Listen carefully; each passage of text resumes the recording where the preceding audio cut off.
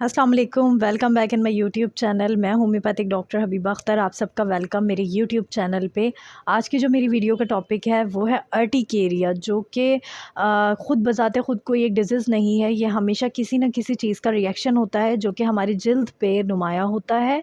तो आज मैं आपको इसके बारे में बहुत तफ़सील से मालूमात देने वाली हूँ, तो वीडियो को स्किप नहीं कीजिएगा, वीडियो को पूरा देखिएगा ताकि आपको भी इसके मुतालिक पता चले। ये वीडियो जो थी मेरे एक व्यूवर की डिमांड पर थी। मुझे बहुत खुशी होती है जब आप लोग मुझे कहते हैं कि इस टॉपिक पे वीडियो बनाएं।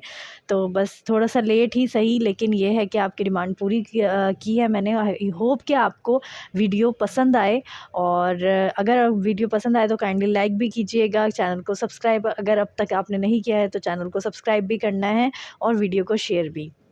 तो चलें स्टार्ट करते हैं वीडियो जैसे कि मैंने कहा, टॉपिक अर्टिकेरिया है। अर्टिकेरिया होता क्या है? ये हमारी स्किन पे, हमारी जिल्द पे पैचेस होते हैं जो कि रेड कलर के होते हैं, पफ़ी होते हैं। ये छोटे भी हो सकते हैं, बड़े भी हो सकते हैं। यहाँ पे मैं एक पिक्चर लगा दूँगी ताकि आपको देखने में आसानी हो। ये किस तरीके के होते हैं, इसमें इचिंग होती है, इसमें बर्निंग होती है, और ये हीट से सेंसिटिव होते हैं। तो कुछ इस तरीके के ये जो मैंने पिक्चर लगाई है आपको नज़र आ गया होगा। ये पैचेस होते हैं और इनकी ये कंडीशन होती है जो कि आपकी स्किन में नुमायाँ हो सकती है। अब इसके कॉजेज़ क्या होते हैं? इसके कॉजेज़ बहुत सारे हैं, एक कॉज़ नहीं है, कोई भी कॉज़ हो सकता है। आपको कपड़े से एलर्जी हो सकती है, आप जो कपड़े पहने हुए हैं, आप बचपन से पहनते हुए आ रहे हैं, लेकिन एक वक़्त आया जब वो आपको सूट नहीं कर रहा, आपकी जिल्द को सूट नहीं कर रहा, जिसकी वजह से आपको रैशेस होना शुरू हो गए। मेडिकेशंस बहुत नेसेसरी हैं। अगर आपने बहुत ज़्यादा ओवर यूज़ कर लिया है, यानी एलोपैथिक मेडिसिन्स का, जिसमें पेन किलर्स भी आ जाएँगे, जिसमें एंटीबायोटिक्स भी आ जाएँगी, तो अगर आपने बहुत ज़्यादा ओवर यूज़ कर लिया तो उसका रिएक्शन भी हो सकता है, आपकी जिल्द पे इस तरीके के पैचेस हो सकते हैं। और इसके अलावा वैक्सीनेशन, ख़ास तौर पे बच्चों को, क्योंकि बच्चों को बहुत ज़्यादा वैक्सीनेशंस वगैरह लगवानी पड़ती हैं, बड़ों को भी हो सकते हैं। तो ये वैक्सीनेशंस के साइड इफ़ेक्ट्स की वजह से भी हो सकता है, फूड से भी हो सकता है। अगर आप फूड एलर्जिक हैं, जैसे कि मैंने प्रीवियसली अपनी एक वीडियो बनाई है व्हीट एलर्जी पे, आप लोग वो भी लाज़मी देखें। उसमें भी ये सिम्पटम मौजूद है कि आपको स्किन रैश हो सकते हैं, और अर्टिकेरिया स्किन रैश की एक टाइप है।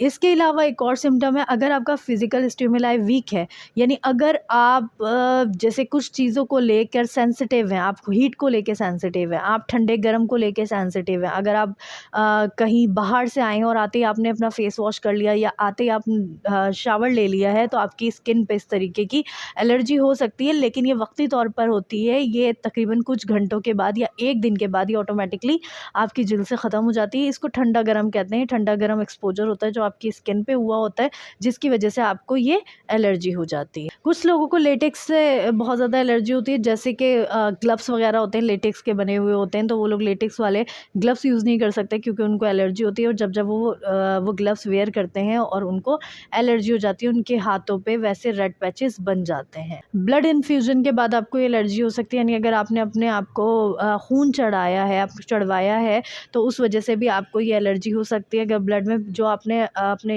यानी ब्लड चढ़वाया, आपको सूट नहीं किया, उसकी वजह से आपको कोई इन्फेक्शन हो गया, तो उसकी वजह से आपको ये एलर्जी का सामना करना पड़ सकता है। इसके अलावा पोलन, यानी कुछ लोग जो होते हैं वो प्लांट से सेंसिटिव होते हैं। कुछ प्लांट्स ऐसे होते हैं जिनके पोलन उनको टच कर जाएँ, उनके पोलन लग जाएँ, या प्लांट को वो लोग टच कर लें, तो उनको अर्टिकेरिया हो सकता है। और ऐसे ही इस तरीके से एक प्लांट भी है जो आगे मैं आपको बताऊंगी, उसकी मेडिसिन भी बनती है, तो वो साथ में ही मैं आपको डिफ़ाइन कर दूंगी। इसके अलावा कुछ लोगों के घरों में पेट्स वगैरह होते हैं, यानी पालतू जानवर उन्होंने रखे होते हैं, बिल्ली रखी हुई है, डॉग्स रखे हुए हैं, तो उनके जो डेंडर होती है, यानी उनकी खुश्की जो होती है, उनके हेयर्स जो होते हैं जो झड़ते हैं, जिसकी वजह से उनको इसका सामना करना पड़ सकता है, यानी अर्टिकेरिया का सामना करना पड़ सकता है।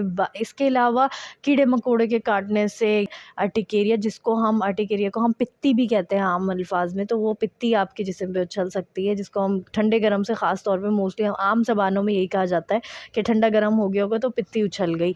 तो इसके कुछ वजूहात थी। इसके अलावा अच्छा एक और चीज़ है, अगर आपको बैक्टीरियल इन्फेक्शन रहा हो, अगर आपको बैक्टीरियल इन्फेक्शन में यूटीआई, या आपको थ्रोट का यानी स्ट्रेप्टोथ्रोट का इन्फेक्शन रहा है, जिसमें आपको टॉन्सिल्स वगैरह हैं, आपको टॉन्सिल्स की इन्फ्लामेशन है, थ्रोट की यानी फेरिंग्स भी जिसमें आ जाएगा, फेरिंजाइटिस है, फेरिंग्स की इन्फ्लामेशन है, तो आपको ये यानी अर्टिकेरिया का सामना करना पड़ सकता है। अब आते हैं इसके साइन एंड सिम्पटम्स पे। इसके साइन एंड सिम्पटम्स कोई भी इतने हार्ड नहीं है, ये आँखों से देख सकते हैं आप। हाँ, इसकी वजह मालूम करना बहुत नेसेसरी है। अगर आपके पास कोई पेशेंट आया है या अगर आपको खुद को ये हुआ है तो आप सोचें ऐसा क्या हुआ है जिसकी वजह से आपको ये सिम्पटम, ये अलामत सामने है, ये साइन एंड सिम्पटम आया है। तो इसकी जैसे कि मैंने कहा, अलामत कोई भी इतनी हार्ड नहीं है, ये अलामत आप देख सकते हैं, आप महसूस कर सकते हैं। जैसे कि देखने में आपको एक ददोरा टाइप दिखेगा बाकायदा, तो बीच में आपको बाकायदा एक बाइट का निशान मिलेगा, यानी कि स्टिंग को जैसे जिस जगह वो प्रिक हुआ होगा वहाँ पे आपको एक ब्लैक सा डॉट भी नज़र आ जाता है बाज़ औक़ात, तो वो भी हो सकता है। इसमें इचिंग होती है, इसमें बर्निंग होती है, पफ़ी पफ़ी सा होता है। तो ये कुछ इसकी अलामात थी जो कि अर्टिकेरिया की थी।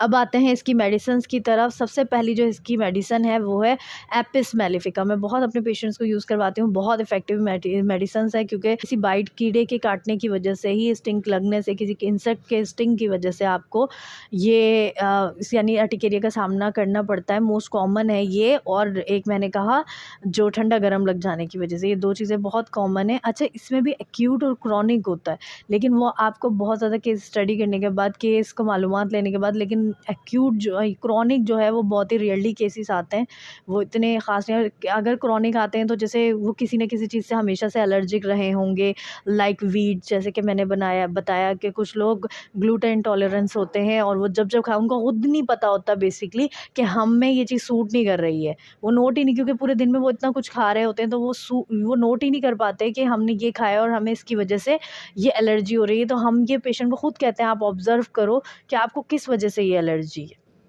अब आते हैं इसकी दूसरी मेडिसिन पे, बेलाडोना। बेलाडोना अर्टिकेरिया की बहुत अच्छी मेडिसिन है। अगर उसमें बहुत रेडनेस है, उसमें बर्निंग है, सूरज में यानी बाहर निकलते हैं आप तो आपको उसमें ज़्यादा एग्रीवेशन फ़ील होती है, तो ये उस चीज़ की बहुत अच्छी दवा है। इसके अलावा एक और दवा है जिसका नाम है अर्टिका यूरेनस। ये एक प्लांट भी है अर्टिका, और इस प्लांट को अगर आप टच करेंगे, इस प्लांट के बराबर से गुजरेंगे और प्लांट आपके लग जाएगा, तो आपको यानी पित्ती उछल सकती है आपके जिस्म में, यानी अर्टिकेरिया आपको हो सकता है।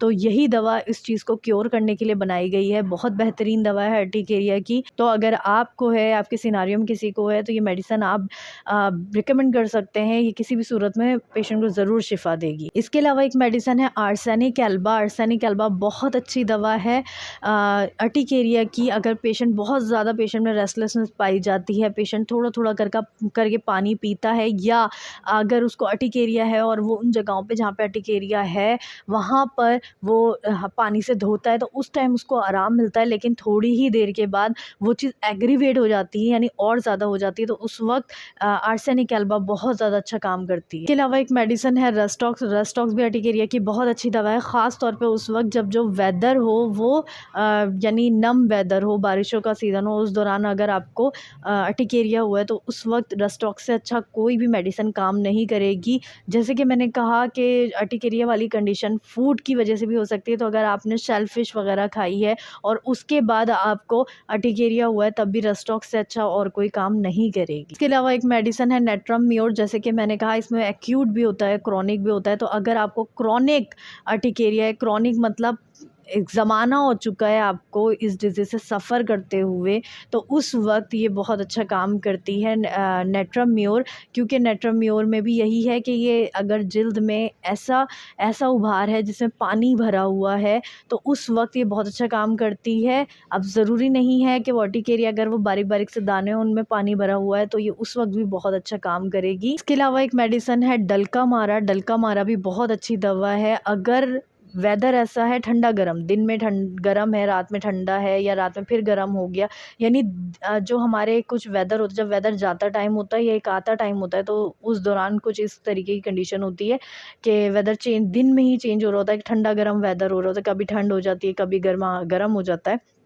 तो उस वक्त डल्का मारा बहुत अच्छा काम करेगी अगर उस वक्त आपको अर्टिकेरिया हुआ है। अगर अर्टिकेरिया आपको खांसी के साथ, खांसी ऐसी जिसको हुपिंग कफ कहते हैं, यानी कुत्ता खांसी है आपको और साथ में आपको अर्टिकेरिया वाली कंडीशन है, उस वक्त डल्का मारा बहुत अच्छा काम करेगी। तो ये कुछ मेडिसिन थी जो कि मैंने अर्टिकेरिया के लिए आपको बताई। ये बहुत अच्छी मेडिसिन हैं, इनको एज़ पर सिम्टम्स यूज़ करवाएं।